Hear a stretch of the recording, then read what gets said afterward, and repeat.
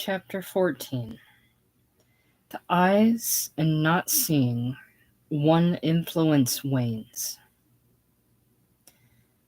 Carrie in her rooms that evening was in a fine glow, physically and mentally. She was deeply rejoicing in her affection for Hurstwood and his love, and looking forward with fine fancy to their next meeting Sunday night. They had agreed, without any feeling of enforced secrecy, that she should come downtown and meet him, though, after all, the need of it was the cause. Mrs. Hale from her upper window saw her come in. Um, she thought to herself, she goes riding with another man when her husband is out of the city. He had better keep an eye on her. The truth is that Mrs. Hale was not the only one who had a thought on this score. The housemaid who had welcomed Hurstwood had her opinion also. She had no particular regard for Carrie, whom she took to be cold and disagreeable. At the same time, she had a fancy for the merry and easy-mannered Drouet, who threw her a pleasant remark now and then, and in other ways extended her the evidence of that regard which he had for all members of the sex. Hurstwood was more reserved and critical in his manner. He did not appeal to this bodiced functionary in the same pleasant way. She wondered that he came so frequently that Mrs. Drouet should go out with him this afternoon when Mr. Drouet was absent. She gave vent to her opinions in the kitchen where the cook was. As a result, a hum of gossip was set going which moved about the house in that secret manner common to gossip. Carrie, now that she had yielded sufficiently to Hurstwood to confess her affection, no longer troubled about her attitude towards him. Temporarily she gave little thought to Drouet, thinking only of the dignity and grace of her lover and his consuming affection for her. On the first evening she did little but go over the details of the afternoon. It was the first time her sympathies had ever been thoroughly aroused, and they threw a new light on her character. She had some power of initiative, latent before, which now began to exert itself. She looked more practically upon her state and began to see glimmerings of a way out. Hurstwood seemed to drag in the direction of honor. Her feelings were exceedingly creditable in that way constructed out of these recent developments, something which conquered freedom from dishonor. She had no idea what Hurstwood's next word would be. She only took his affection to be a fine thing, and appended better, more generous results accordingly. As yet Hurstwood had only a thought of pleasure without responsibility. He did not feel that he was doing anything to complicate his life. His position was secure. His home life, if not satisfactory, was at least undisturbed. His personal liberty rather untrammeled. Carrie's love represented only so much added pleasure. He would enjoy this new gift over and above his ordinary allowance of pleasure. He would be happy with her, and his own affairs would go on as they had, undisturbed. On Sunday evening Carrie dined with him at a place he had selected in East Adams Street, and thereafter they took a cab to what was then a pleasant evening resort out on Cottage Grove Avenue, near 39th Street. In the process of his declaration he soon realized that Carrie took his love upon a higher basis than he had anticipated. She kept him at a distance in a rather earnest way, and submitted only to those tender tokens of affection which better become the inexperienced lover. Hurstwood saw that she was not to be possessed for the asking, and deferred pressing his suit too warmly. Since he feigned to believe in her married state, he found that he had to carry out the part. His triumph, he saw, was still at a little distance. How far he could not guess. They were returning to Ogden Place in the cab when he asked, "When will I see you again?" "I don't know," she answered, wondering herself. Why not come down to the fair, he suggested, next Tuesday? She shook her head. Not so soon, she answered. I'll tell you what I'll do, he added. I'll write you, care of this West Side post office. Could you call next Tuesday? Carrie assented. The cab stopped one door out of the way according to his call. Good night, he whispered as the cab rolled away. Unfortunately for the smooth progression of this affair, Drouet returned. Hurstwood was sitting in his imposing little office the next afternoon when he saw Drouet enter. Why, hello, Charles, he called affably. Back again? Yes, smiled Drouet, approaching and looking in at the door. Hurstwood arose. Well, he said, looking the drummer over, rosy as ever, eh? They began talking of the people they knew and things that had happened. Been home yet? Finally asked Hurstwood. No, I am going, though, said Drouet. I remember the little girl out there, said Hurstwood, and called once. Thought you wouldn't want her left quite alone. Right you are, agreed Drouet. How is she? Very well, said Hurstwood. Rather anxious about you, though. You better go out now and cheer her up. I will, said Drouet smilingly. Like to have you both come down and go to the show with me Wednesday, concluded Hurstwood at parting. Thanks, old man, said his friend. I'll see what the girl says and let you know. They separated in the most cordial manner. There's a nice fellow, Drouet thought to himself as he turned the corner towards Madison. Drouet is a good fellow, Hurstwood thought to himself as he went back into his office. But he's no man for Carrie. The thought of the latter turned his mind into a most pleasant vein, and he wondered how he would get ahead of the drummer. When Drouet entered Carrie's presence, he caught her in his arms as usual, but she responded to his kiss with a tremor of opposition. Well, he said, I had a great trip. Did you? How did you come out with that lacrosse man you were telling me about? Oh, fine. Sold him a complete line. There was another fellow there representing Bernstein, a regular hook-nosed sheeny, but he wasn't in it. I made him look like nothing at all. As he undid his collar and unfastened his studs, preparatory to washing his face and changing his clothes, he dilated upon his trip. Carrie could not help listening with amusement to his animated descriptions. I tell you, he said, I surprised the people at the office. I've sold more goods this last quarter than any other man of our house on the road. I sold $3,000 worth in lacrosse. He plunged his face in a basin of water and puffed and blew as he rubbed his neck and ears with his hands, while Carrie gazed upon him with mingled thoughts of recollection and present judgment. He was still wiping his face when he continued. I'm going to strike for a raise in June. They can afford to pay it as much business as I turn in. I'll get it too, don't you forget. I hope you do, said Carrie. And then if that little real estate deal I've got on goes through, we'll get married, he said with a great show of earnestness, the while he took his place before the mirror and began brushing his hair. I don't believe you ever intend to marry me, Charlie, Carrie said ruefully. The recent protestations of Hurstwood had given her courage to say this. Oh, yes, I do. Of course I do. What put that into your head? He had stopped his trifling before the mirror now and crossed over to her. For the first time, Carrie felt as if she must move away from him. But you've been saying that so long, she said, looking with her pretty face upturned to his.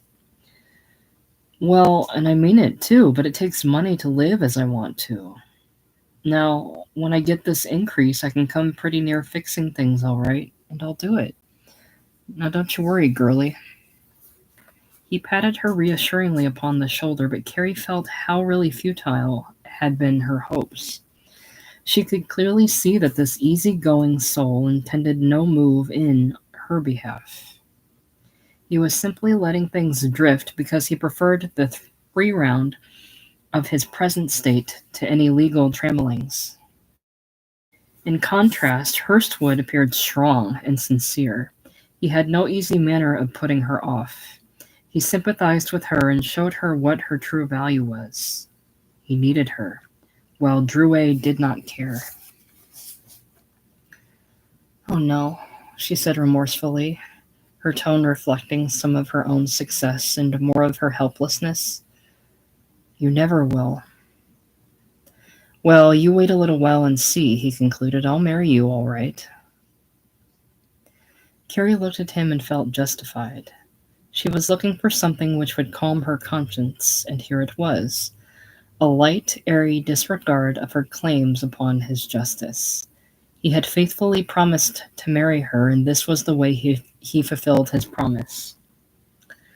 "Say," he said, after he had, as he thought, pleasantly disposed of the marriage question, "I saw Hurstwood today, and he wants us to go to the theater with him." Carrie started at the name, but recovered quickly enough to avoid notice. "When?" she asked with assumed indifference. "Wednesday. We'll go, won't we?"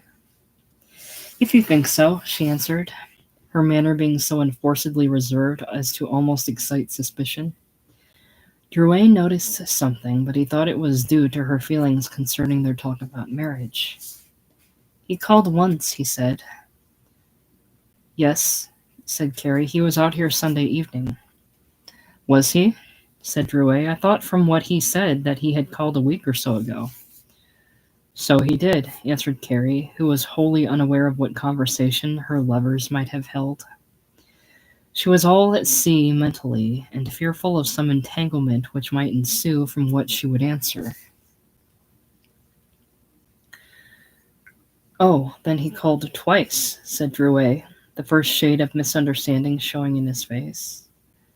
"Yes," said Carrie innocently, feeling now that Hurstwood must have mentioned but one call. Drouet imagined that he must have misunderstood his friend. He did not attach particular importance to the information after all. "What did he have to say?" he queried, with slightly increased curiosity. "He said he came because he thought I might be lonely. You hadn't been in there so long, he wondered what had become of you." "George is a fine fellow," said Drouet, rather gratified by his conception of the manager's interest. "Come on, and we'll go out to dinner." When Hurstwood saw that Drouet was back, he wrote at once to Carrie, saying, "I told him I called on you, dearest, when he was away. I did not say how often, but he probably thought once. Let me know of anything you may have said. Answer by special messenger when you get this, and darling, I must see you. Let me know if you can't meet me at Jackson and Throop Streets Wednesday afternoon at 2 o'clock. I want to speak with you before we meet at the theater." Carrie received this Tuesday morning when she called at the West Side branch of the post office and answered at once. "I said you called twice," she wrote. "He didn't seem to mind. I will try and be at Throop Street if nothing interferes. I seem to be getting very bad. It's wrong to act as I do, I know." Hurstwood, when he met her as agreed, reassured her on this score. "You mustn't worry, sweetheart," he said. "Just as soon as he goes on the road again, we'll arrange something. We'll fix it so that you won't have to deceive anyone." Carrie imagined that he would marry her at once, though he had not directly said so, and her spirits rose. She proposed to make the best of the situation until Drouet left again. "Don't show any more interest in me than you ever have," Hurstwood counseled, concerning the evening at the theater. "You mustn't look at me steadily, then," she answered, mindful of the power of his eyes. "I won't," he said, squeezing her hand at parting and giving the glance she had just cautioned against. "There," she said playfully, pointing a finger at him. The show hasn't begun yet, he returned. He watched her walk from him with tender solicitation. Such youth and prettiness reacted upon him more subtly than wine. At the theatre things passed as they had in Hurstwood's favour. If he had been pleasing to Carrie before, how much more was he now? His grace was more permeating because it found a readier medium. Carrie watched his every movement with pleasure. She almost forgot poor Drouet, who babbled on as if he were the host. Hurstwood was too clever to give the slightest indication of change. He paid, if anything, more attention to his old friend than usual, and yet in no way held him up to that subtle ridicule which a lover in favor may so secretly practice before the mistress of his heart. If anything, he felt the injustice of the game as it stood, and was not cheap enough to add to it the slightest mental taunt. Only the play produced an ironical situation, and this was due to Drouet alone. The scene was one in the Covenant, in which the wife listened to the seductive voice of a lover in the absence of her husband. Served him right, said Drouet afterward, even in view of her keen expiation of her error. I haven't any pity for a man who would be such a chump as that. Well, you never can tell, returned Hurstwood gently. He probably thought he was right. Well, a man ought to be more attentive than that to his wife if he wants to keep her. They had come out of the lobby and made their way through the showy crush about the entranceway. Say, mister, said a voice at Hurstwood's side, would you give me the price of a bed? Hurstwood was interestedly remarking to Carrie, Honest to God, mister, I'm without a place to sleep. The plea was that of a gaunt-faced man of about 30, who looked the picture of privation and wretchedness. Drouet was the first to see. He handed over a dime with an upwelling feeling of pity in his heart. Hurstwood scarcely noticed the incident. Carrie quickly forgot. Chapter 15. The Irk of the Old Ties, the Magic of Youth. The complete ignoring by Hurstwood of his own home came with the growth of his affection for Carrie. His actions and all that related to his family were of the most perfunctory kind. He sat at breakfast with his wife and children, absorbed in his own fancies, which reached far without the realm of their interests. He read his paper, which was heightened in interest by the shallowness of the themes discussed by his son and daughter. Between himself and his wife ran a river of indifference. Now that Carrie had come, he was in a fair way to be blissful again. There was delight in going downtown evenings. When he walked forth in the short days, the street lamps had a merry twinkle. He began to experience the almost forgotten feeling which hastens the lover's feet. When he looked at his fine clothes, he saw them with her eyes, and her eyes were young. When in the flush of such feelings he heard his wife's voice, when the insistent demands of matrimony recalled him from dreams to a stale patience, how it grated. He then knew that this was a chain which bound his feet. George, said Mrs. Hurstwood, in that tone of voice which had long since come to be associated in his mind with demands, we want you to get us a season ticket to the races. Do you want to go to all of them? He said with a rising inflection. Yes, she answered. The races in question were soon to open at Washington Park, on the south side, and were considered quite society affairs among those who did not affect religious rectitude and conservatism. Mrs. Hurstwood had never asked for a whole season ticket before, but this year certain considerations decided her to get a box.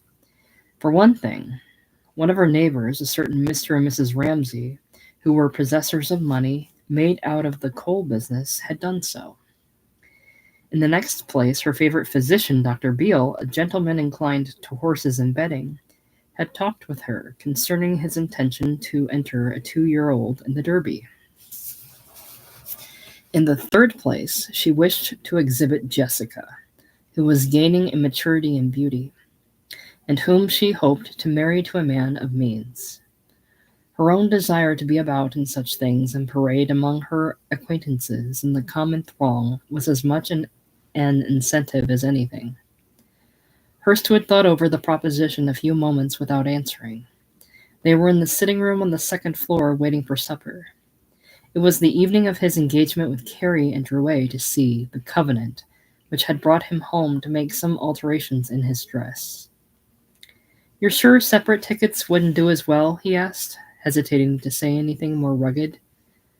"No," she replied impatiently. "Well," he said, taking offense at her manner, "you needn't get mad about it. I'm just asking you." "I'm not mad," she snapped. "I'm merely asking you for a season ticket." "And I'm telling you," he returned, fixing a clear, steady eye on her, "that it's no easy thing to get. I'm not sure whether the manager will give it to me." He had been thinking all the time of his pull with the racetrack magnates. "We can buy it then," she exclaimed sharply. "You talk easy," he said. "A season family ticket costs $150. "I'll not argue with you," she replied with determination. "I want the ticket, and that's all there is to it." She had risen and now walked angrily out of the room. "Well, you get it then," he said grimly, though in a modified tone of voice. As usual, the table was one short that evening. The next morning he had cooled down considerably, and later the ticket was duly secured, though it did not heal matters. He did not mind giving his family a fair share of all that he earned, but he did not like to be forced to provide against his will. "Did you know, Mother," said Jessica another day, "that the Spencers are getting ready to go away?" "No. Where, I wonder?" "Europe," said Jessica. "I met Georgine yesterday, and she told me. She just put on more airs about it." "Did she say when?" "Monday, I think. They'll get a notice in the papers again. They always do." "Never mind," said Mrs. Hurstwood consolingly. "We'll go one of these days." Hurstwood moved his eyes over the papers slowly, but said nothing. "We'll sail for Liverpool from New York," Jessica exclaimed, mocking her acquaintance. "Expect to spend most of the summer in France. Vain thing! As if it was anything to go to Europe." "It must be if you envy her so much," put in Hurstwood. It grated upon him to see the feeling his daughter displayed. Don't worry over them, my dear," said Mrs. Hurstwood. "Did George get off?" asked Jessica of her mother another day, thus revealing something that Hurstwood had heard nothing about. "Where has he gone?" he asked, looking up. He had never before been kept in ignorance concerning departures. "He was going to Wheaton," said Jessica, not noticing the slight put upon her father. "What's out there?" he asked, secretly irritated and chagrined to think that he should be made to pump for information in this manner. "A tennis match," said Jessica. "He didn't say anything to me," Hurstwood concluded, finding it difficult to refrain from a bitter tone. "I guess he must have forgotten," exclaimed his wife blandly.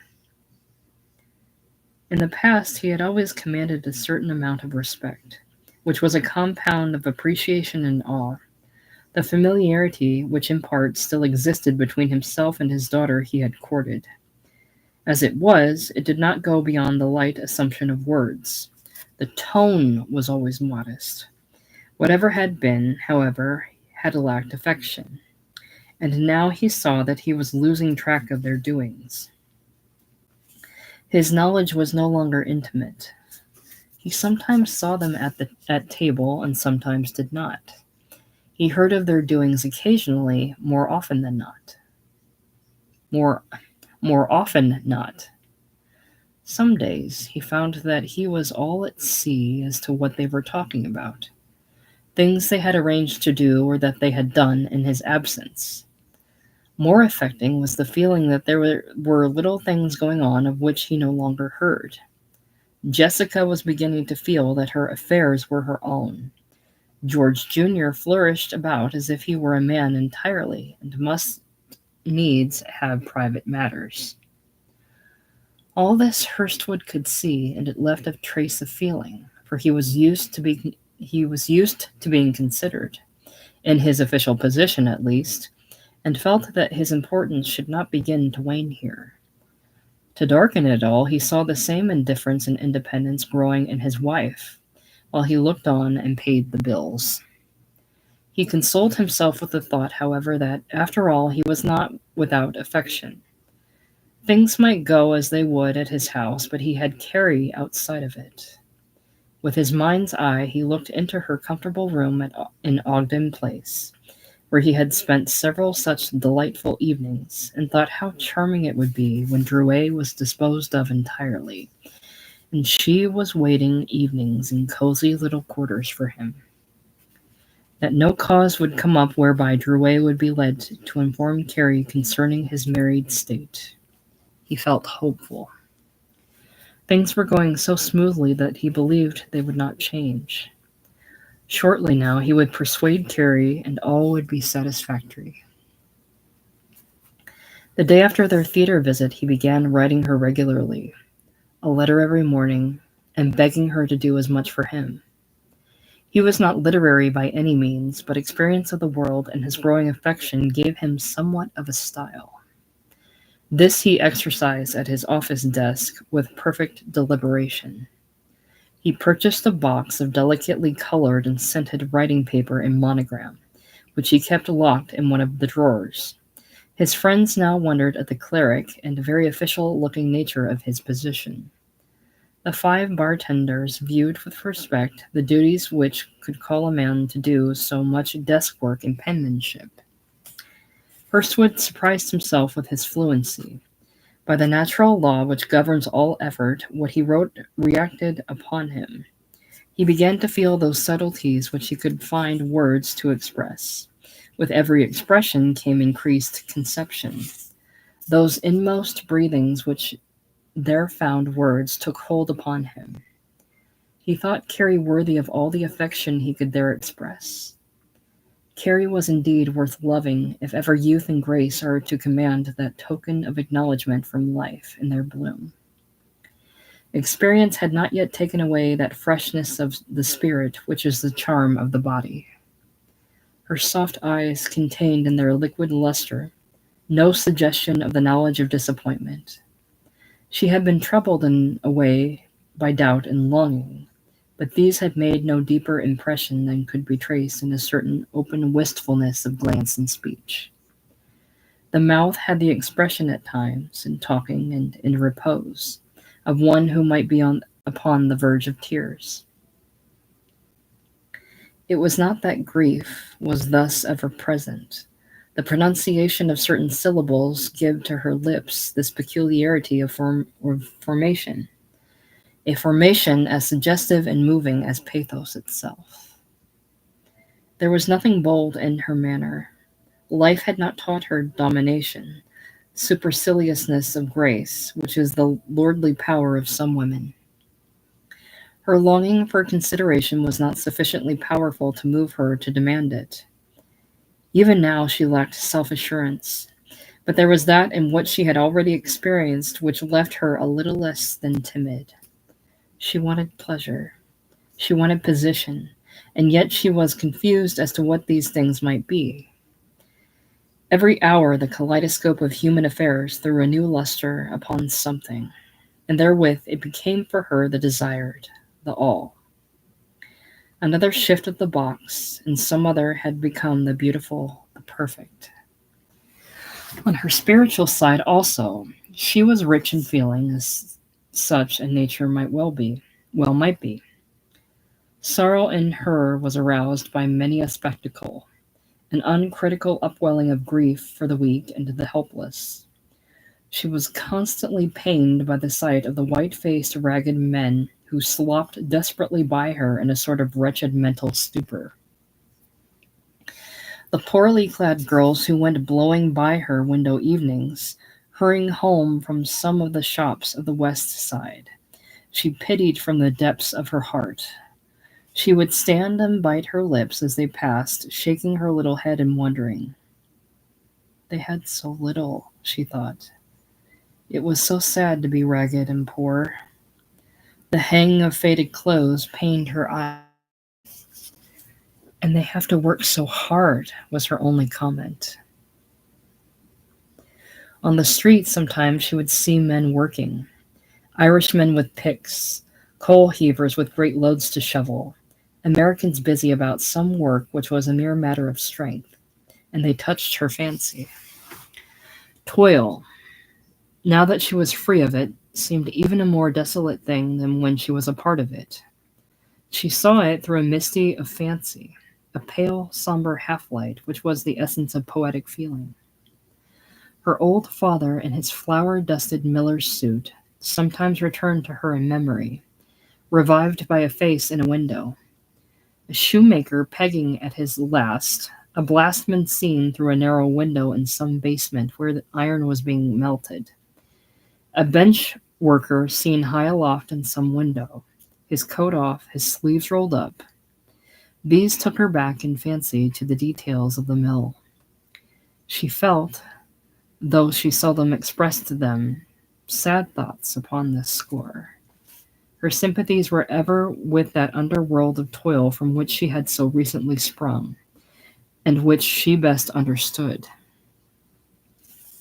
Though Hurstwood did not know it, he was dealing with one whose feelings were as tender and as delicate as this. He did not know, but it was this in her, after all, which attracted him. He never attempted to analyze the nature of his affection. It was sufficient that there was tenderness in her eye, weakness in her manner, good nature and hope in her thoughts. He drew near this lily, which had sucked its waxen beauty and perfume from below a depth of waters which he had never penetrated, and out of ooze and mold which he could not understand. He drew near because it was waxen and fresh. It lightened his feelings for him. It made the morning worthwhile. In a material way, she was considerably improved. Her awkwardness had all but passed, leaving, if anything, a quaint residue, which was as pleasing as perfect grace. Her little shoes now fitted her smartly and had high heels. She had learned much about laces and those little neck pieces, which add so much to a woman's appearance. Her form had filled out until it was admirably plump and well-rounded. Hurstwood wrote her one morning, asking her to meet him in Jefferson Park, Monroe Street. He did not consider it policy to call any more, even when Drouet was at home. The next afternoon he was in the pretty little park by one, and had found a rustic bench beneath the green leaves of a lilac bush, which bordered one of the paths. It was at that season of the year when the fullness of spring had not yet worn quite away. At a little pond nearby, some cleanly dressed children were sailing white canvas boats. In the shade of a green pagoda, a bebuttoned officer of the law was resting, his arms folded, his club at rest in his belt. An old gardener was upon the lawn with a pair of pruning shears, looking after some bushes. High overhead was the clear blue sky of the new summer, and in the thickness of the shiny green leaves of the trees hopped and twittered the busy sparrows. Hurstwood had come out of his own home that morning feeling much of the same old annoyance. At his store he had idled, there being no need to write. He had come away to this place with a lightness of heart which characterizes those who put weariness behind. Now, in the shade of this cool green bush, he looked about him with the fancy of the lover. He heard the carts go lumbering by upon the neighboring streets, but they were far off, and only buzzed upon his ear. The hum of the surrounding city was faint. The clang of an occasional bell was as music. He looked and dreamed a new dream of pleasure which concerned his present fixed condition not at all. He got back in fancy to the old Hurstwood, who was neither married nor fixed in a solid position for life. He remembered the light spirit in which he once looked after the girls, how he had danced, escorted them home, hung over their gates. He almost wished he was back there again. Here in this pleasant scene, he felt as if he were wholly free. At 2, Carrie came tripping along the walk toward him, rosy and clean. She had just recently donned a sailor hat for the season with a band of pretty white dotted blue silk. Her skirt was of a rich blue material, and her skirt waist matched it, with a thin stripe of blue upon a snow-white ground, stripes that were as fine as hairs. Her brown shoes peeped occasionally from beneath her skirt. She carried her gloves in her hand. Hurstwood looked up at her with delight. "You came, dearest," he said eagerly, standing to meet her and taking her hand. "Of course," she said, smiling. "Did you think I wouldn't?" "I didn't know," he replied. He looked at her forehead, which was moist from her brisk walk. And he took out one of his own soft-scented silk handkerchiefs and touched her face here and there. "Now," he said affectionately, "you're all right." They were happy in being near one another and looking into each other's eyes. Finally, when the long flush of delight had subsided, he said, "When is Charlie going away again?" "I don't know," she answered. "He says he has some things to do for the house here now." Hurstwood grew serious, and he lapsed into quiet thought. He looked up after a time to say, "Come away and leave him." He turned his eyes to the boys with the boats, as if the request were of little importance. "Where would we go?" she asked in much the same manner, rolling her gloves to a neighboring tree. "Where do you want to go?" he inquired. There was something in the tone in which he said this which made her feel as if she must record her feelings against any local habitation. "We can't stay in Chicago," she replied. He had no thought that this was in her mind, that any removal would be suggested. "Why not?" he asked softly. "Oh, because," she said, I wouldn't want to." He listened to this with but dull perception of what it meant. It had no serious ring to it. The question was not up for immediate decision. "I would have to give up my position," he said. The tone he used made it seem as if the matter deserved only slight consideration. Carrie thought a little, the while enjoying the pretty scene. "I wouldn't like to live in Chicago and him here," she said, thinking of Drouet. "It's a big town, dearest," Hurstwood answered. "It would be as good as moving to another part of the country to move to the south side." He had fixed upon that region as an objective point. "Anyhow," said Carrie, "I shouldn't want to get married as long as he is here. I wouldn't want to run away." The suggestion of marriage struck Hurstwood forcibly. He saw clearly that this was her idea. He felt that it was not to be gotten over easily. Bigamy lightened the horizon of his shadowy thoughts for a moment. He wondered for the life of him how it would all come out. He could not see that he was making any progress save in her regard. When he looked at her now, he thought her beautiful. What a thing it was to have her love him, even if it be entangling. She increased in value in his eyes because of her objection. She was something to struggle for, and that was everything. How different from the women who yielded willingly. He swept the thought of them from his mind. "And you don't know when he'll go away?" asked Hurstwood quietly. She shook her head. He sighed. "You're a determined little miss, aren't you?" he said after a few moments, looking up into her eyes. She felt a wave of feelings sweep over her at this. It was pride at what seemed his admiration, affection for the man who could feel this concerning her. "No," she said coyly, "but what can I do?" Again, He folded his hands and looked away over the lawn into the street. "I wish," he said pathetically, "you would come to me. I don't like to be away from you this way. What good is there in waiting? You're not any happier, are you?" "Happier?" she exclaimed softly. "You know better than that." "Here we are, then," he went on in the same tone, "wasting our days. If you are not happy, do you think I am? I sit and write to you the biggest part of the time. I'll tell you what, Carrie," he exclaimed, throwing sudden force of expression into his voice and fixing her with his eyes. "I can't live without you, and that's all there is to it. Now," he concluded, showing the palm of one of his white hands in a sort of at-an-end helpless expression, "what shall I do?" This shifting of the burden to her appealed to Carrie. The semblance of the load without the weight touched the woman's heart. "Can't you wait a little while yet?" she said tenderly. "I'll try and find out when he's going." "What good will it do?" he asked, holding the same strain of feeling.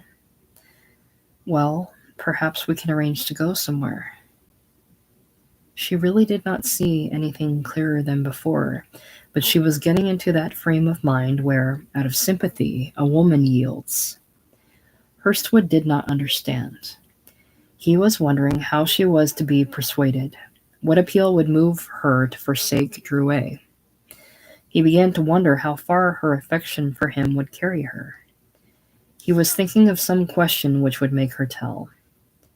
Finally, he hit upon one of those problematical propositions which often disguise our own desires, while leading us to an understanding of the difficulties which others make for us, and so discover for us a way. It had not the slightest connection with anything intended on his part, and was spoken at random before he had given it a moment's serious thought. "Carrie," he said, looking into her face and assuming a serious look which he did not feel, "suppose I were to come to you next week, or this week for that matter, tonight, say, and tell you I had to go away, that I couldn't stay another minute and wasn't coming back anymore. Would you come with me?" His sweetheart viewed him with the most affectionate glance, her answer ready before the words were out of his mouth. "Yes," she said. "You won't stop to argue or arrange?" "Not if you couldn't wait." He smiled when he saw that she took him seriously, and he thought what a chance it would afford for a possible junket of a week or two. He had a notion to tell her that he was joking and so brush away her sweet seriousness, but the effect of it was too delightful. He let it stand. "Suppose we didn't have time to get married here," he added, an afterthought striking him. "If we got married as soon as we got to the other end of the journey, it would be all right." "I meant that," he said. "Yes." The morning seemed peculiarly bright to him now. He wondered whatever could have put such a thought into his head. Impossible as it was, he could not help smiling at its cleverness. It showed she loved him. It showed how she loved him. There was no doubt in his mind now, and he would find a way to win her. "Well," he said jokingly, I'll come and get you one of these evenings. And then he laughed. "I wouldn't stay with you, though, if you didn't marry me," Carrie added reflectively. "I don't want you to," he said tenderly, taking her hand. She was extremely happy now that she understood. She loved him the more for thinking that he would rescue her so. As for him, the marriage clause did not dwell in his mind. He was thinking that with such affection there could be no bar to his eventual happiness. "Let's stroll about," he said gaily, rising and surveying all the lovely park. "All right," said Carrie. They passed the young Irishman, who looked after them with envious eyes. "'Tis a fine couple," he observed to himself. "They must be rich."